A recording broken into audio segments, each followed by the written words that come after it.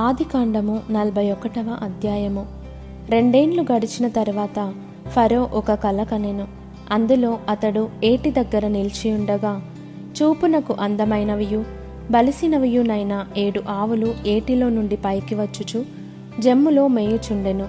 వాటి తరువాత చూపునకు వికారమై చిక్కిపోయిన మరి 7 ఆవులు ఏటిలో నుండి పైకి వచ్చుచు ఏటి ఒడ్డున ఆ ఆవుల దగ్గర నిలుచుండెను. అప్పుడు చూపునకు వికారమై చిక్కిపోయిన ఆ ఆవులు చూపునకు అందమై బలిసిన ఆవులను తినివేయుచుండెను.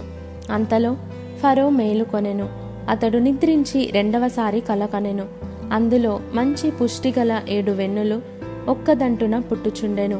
మరియు తూర్పు గాలి చేత చెడిపోయిన 7 పీల వెన్నులు వాటి తరువాత మొలిచెను.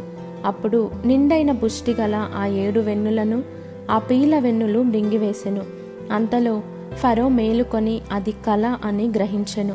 తెల్లవారినప్పుడు అతని మనస్సు కలవరపడెను గనుక అతడు ఐగుప్తు శకునగాండ్రనందరినీ అక్కడికి విద్వాంసులనందరినీ పిలువనంపి ఫరో తన కలలను వివరించి వారితో చెప్పెను గాని ఫరోకు వాటి భావము తెలుపగల వాడెవడునూ లేకపోయెను. అప్పుడు పానదాయకుల అధిపతి, నేడు నా తప్పిదములను జ్ఞాపకము చేసుకొనుచున్నాను. ఫరో తన దాసుల మీద కోపగించి నన్నును భక్షకారుల అధిపతిని మా ఉభయులను రాజసంరక్షక సేనాధిపతి ఇంట కావలిలో ఉంచెను. ఒక రాత్రి నేను అతడు మేమిద్దరము కలలు కంటిమి. ఒక్కొక్కడు వేరువేరు భావములు గల కలలు చెరి ఒకటి కంటిమి. అక్కడ రాజసంరక్షక సేనాధిపతికి దాసుడయుండిన ఒక హెబ్రీ పడుచువాడు మాతో కూడా ఉండెను. అతనితో మా కలలను మేము వివరించి చెప్పినప్పుడు అతడు వాటి భావమును మాకు తెలిపెను. ఒక్కొక్కని కల చొప్పున దాని భావమును తెలిపెను. అతడు మాకు ఏ భావము తెలిపెనో ఆయా భావముల చొప్పున జరిగెను. నా ఉద్యోగము నాకు మరలా ఇప్పించి భక్షకారుని వ్రేలాడదీయించెనని ఫరోతో చెప్పగా ఫరో యోసేపును పిలువనంపెను. కాబట్టి చెరసాలలో నుండి అతని త్వరగా రప్పించిరి. అతడు క్షౌరము చేయించుకొని మంచి బట్టలు కట్టుకొని ఫరో యొద్దకు వచ్చెను. ఫరో యోసేపుతో, నేనొక కల కంటిని, దాని భావమును తెలుపగల వారెవరునూ లేరు. నీవు కలను విన్న ఎడల దాని భావమును తెలుపగలవని నిన్ను గూర్చి వింటినని అతనితో చెప్పినందుకు యోసేపు, అది నా వలన కాదు, దేవుడే ఫరోకు క్షేమకరమైన ఉత్తరమిచ్చునని ఫరోతో చెప్పెను. అందుకు ఫరో, నా కలలో నేను ఏటి ఒడ్డున నిలుచుంటిని. బలిసినవియు చూపున కందమైనవియునైనా 7 ఆవులు ఏటిలో నుండి పైకి వచ్చి జమ్ములో మేయుచుండెను. మరియు నీరసమై బహు వికార రూపము కలిగి చిక్కిపోయిన మరి 7 ఆవులు వాటి తరువాత పైకి వచ్చెను. వీటి అంత వికారమైనవి ఐగుప్తు దేశమందు ఎక్కడనూ నాకు కనబడలేదు. చిక్కిపోయి వికారముగానున్న ఆవులు బలిసిన మొదటి 7 ఆవులను తినివేసెను. అవి వాటి కడుపులో పడెను గాని అవి కడుపులో పడినట్టు కనబడలేదు. మొదట ఉండినట్లే అవి చూపునకు వికారముగా నుండెను. అంతలో నేను మేలుకొంటిని. మరియు నా కలలో నేను చూడగా పుష్టిగల 7 మంచి వెన్నులు ఒక్కదంటున పుట్టెను. మరియు తూర్పు గాలి చేత చెడిపోయి ఎండిన 7 పీల వెన్నులు వాటి తరువాత మొలిచెను. ఈ పీల వెన్నులు ఆ మంచి వెన్నులను మృంగివేసెను. ఈ కలను జ్ఞానులకు తెలియచెప్పి తిని గాని దాని భావమును తెలుపగల వారెవరునూ లేరని అతనితో చెప్పెను. అందుకు యోసేపు, ఫరో కనిన కల ఒక్కటే, దేవుడు తాను చేయబోవుచున్నది ఫరోకు తెలియచేసెను. ఆ 7 మంచి ఆవులు 7 సంవత్సరములు, ఆ 7 మంచి వెన్నులను 7 సంవత్సరములు. కల ఒక్కటే. వాటి తరువాత చిక్కిపోయి వికారమై పైకి వచ్చిన 7 ఆవులను 7 సంవత్సరములు. తూర్పు గాలి చేత చెడిపోయిన 7 పీల వెన్నులు కరవు గల 7 సంవత్సరములు. నేను ఫరోతో చెప్పు మాట ఇదే. దేవుడు తాను చేయబోవుచున్నది ఫరోకు చూపించెను. ఇదిగో, ఐగుప్తు దేశమందంతటను బహు సమృద్ధిగా పంటపండు 7 సంవత్సరములు వచ్చుచున్నవి. మరియు కరవు గల 7 సంవత్సరములు వాటి తరువాత వచ్చును. అప్పుడు ఐగుప్తు దేశమందు ఆ పంట సమృద్ధి యావత్తును మరువబడును. ఆ కరవు దేశమును పాడు చేయును. దాని తరువాత కలుగు కరవు చేత దేశమందు ఆ పంట సమృద్ధి తెలియబడకపోవును. ఆ కరవు మిక్కిలి భారముగా నుండును. ఈ కార్యము దేవుని వలన నిర్ణయింపబడి ఉన్నది. ఇది దేవుడు శీఘ్రముగా జరిగించును. అందుచేతనే ఆ కళ ఫరోకు రెట్టింపబడెను.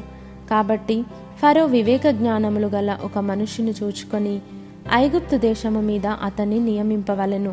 ఫరో అట్లు చేసి ఈ దేశము పైన అధిపతులను నియమించి సమృద్ధిగా పంట పండు 7 సంవత్సరములలో ఐగుప్తు దేశమందంతటను 5వ భాగము తీసుకొనవలెను. రాబోవు ఈ మంచి సంవత్సరములలో దొరుకు ఆహారమంతయు సమకూర్చి ఆ ధాన్యము ఫరో చేతికి అప్పగించి ఆయా పట్టణములలో ఆహారమునకై భద్రము చేయవలెను.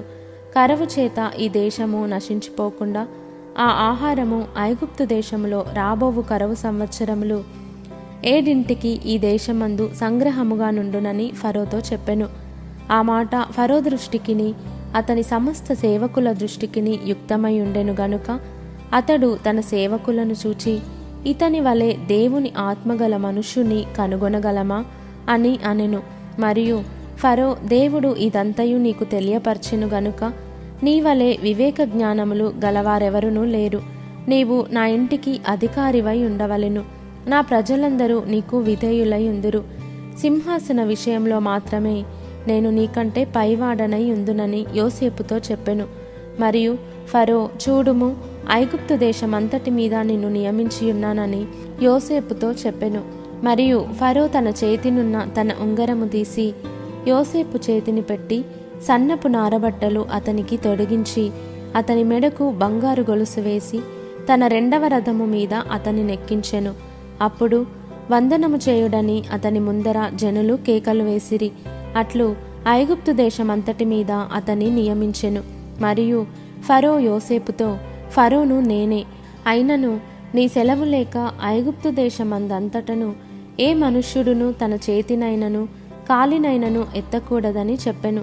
మరియు ఫరో యోసేపునకు జప్నత్పా నేహు అను పేరు పెట్టి అతనికి ఓను యొక్క యాజకుడైన పోతీఫెర కుమార్తెయగు ఆసెనతునిచ్చి పెండ్లి చేసెను.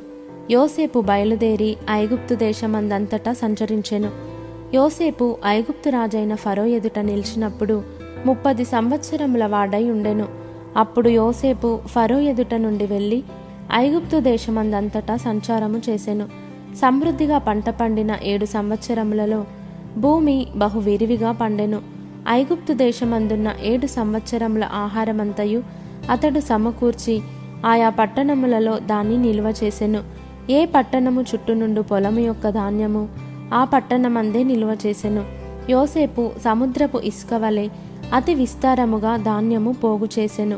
కొలుచుట అసాధ్యమాయెను గనుక కొలుచుట మానివేసెను.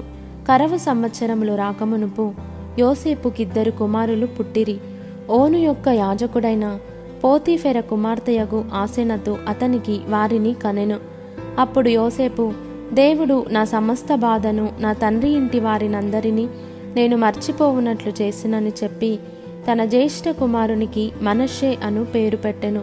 తరువాత అతడు, నాకు బాధ కలిగిన దేశమందు దేవుడు నన్ను అభివృద్ధి పొందించెనని చెప్పి 2వ వానికి ఎఫ్రాయిము అను పేరు పెట్టెను. ఐగుప్తు దేశమందు సమృద్ధిగా పంట పండిన సంవత్సరములు గడిచిన తరువాత యోసేపు చెప్పిన ప్రకారము 7 కరవు సంవత్సరములు ఆరంభమాయెను గాని ఐగుప్తు దేశమందంతటను ఆహారముండెను.